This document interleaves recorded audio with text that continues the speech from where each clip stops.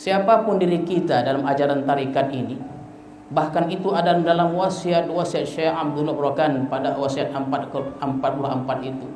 Siapapun diri kita, tak berguna pakaian mewah itu, tak berguna jabatan yang tinggi itu, kalau kita tidak mau mengakui tentang kebenaran itu. Kebenaran itulah mesti didahulukan. Biar pakaian kita compang-camping, biar kita dihina, ditinggalkan, dibenci. Kalau kita berdakwah, kalau kita sholat saja, orang tak akan benci itu, tak akan benci.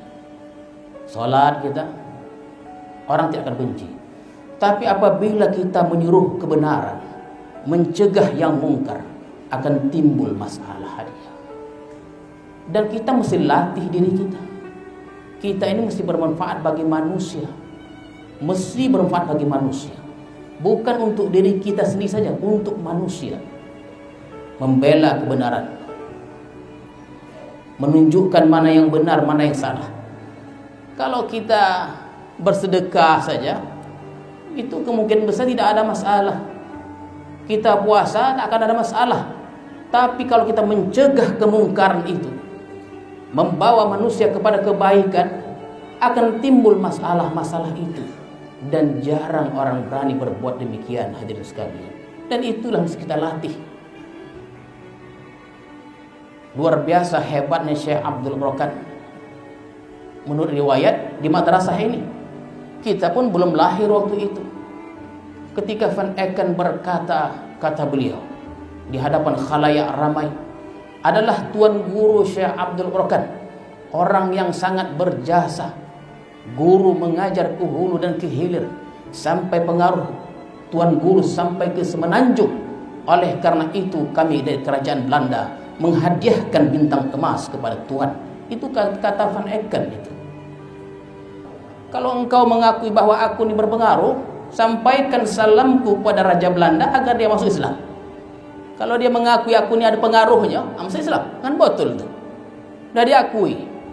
Kalau anda sudah mengakui, ikutilah kalau aku berpengaruh. Itu maksudnya.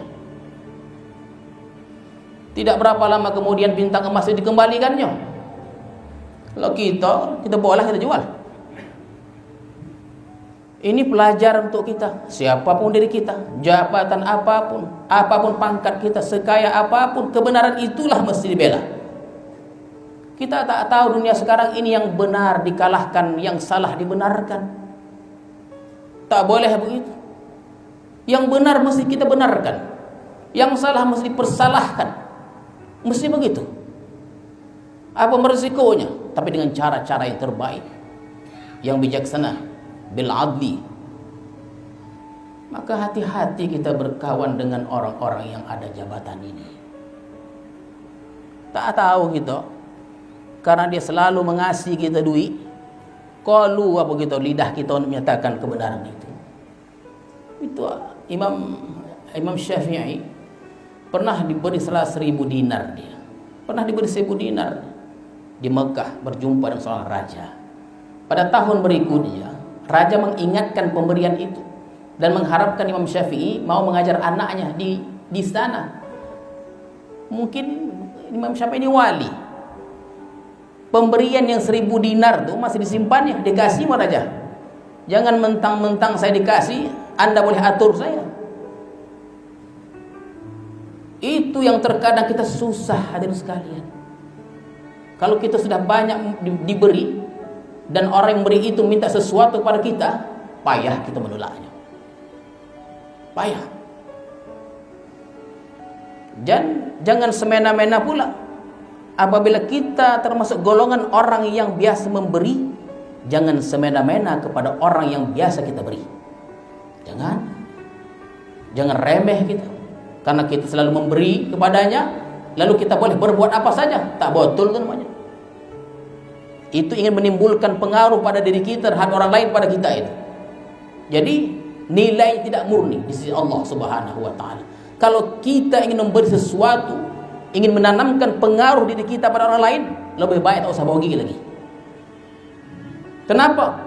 Itu ibarat debu itu di atas batu yang yang diturunkan oleh Allah, turunkan hujan yang deras, itu batu itu licin lagi, itu tak ada artinya.